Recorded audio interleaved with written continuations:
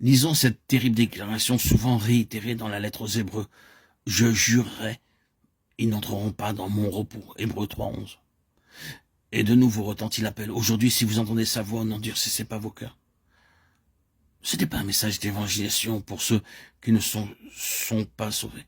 Beaucoup de sermons destinés aux incroyants s'appuient sur ces paroles. Maintenant, c'est le jour du salut. Aujourd'hui, n'endurcissez pas vos cœurs. Cependant, ces mots sont pris de l'Ancien Testament et employés dans le Nouveau pour les croyants. Et plusieurs fois, l'exemple d'Israël dans le désert est présenté aux croyants comme un avertissement, comme une base pour l'appel. Pourquoi donc tout cela?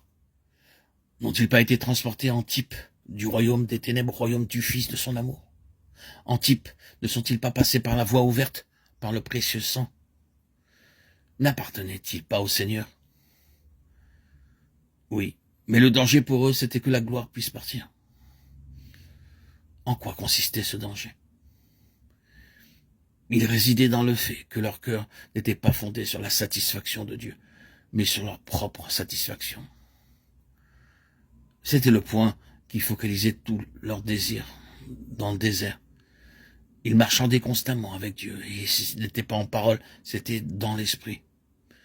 Il disait en fait, si tu satisfais nos désirs et nous donnes ce que nous voulons, nous irons avec toi, sinon nous n'irons pas. Ce fut souvent ainsi. Et quand de temps à autre le Seigneur répondait à leurs requêtes, ils étaient très heureux, prêts à aller un petit peu plus loin.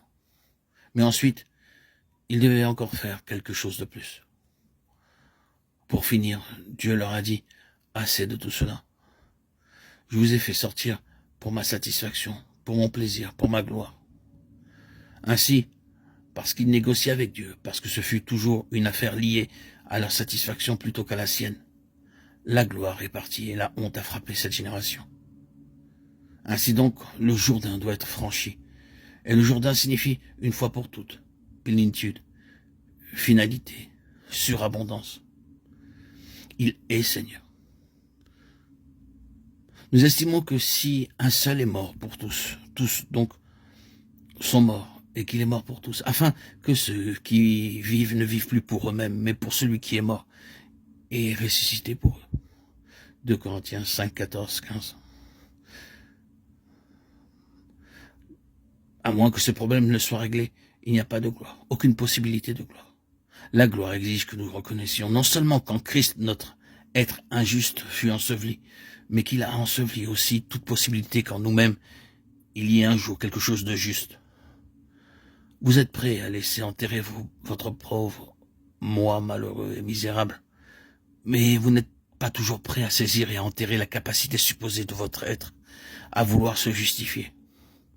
Vous tournez encore autour de ce misérable cadavre espérant qu'il produise une certaine vie. La seule chose à faire, c'est de la mettre là où Dieu l'a mis, de l'enterrer.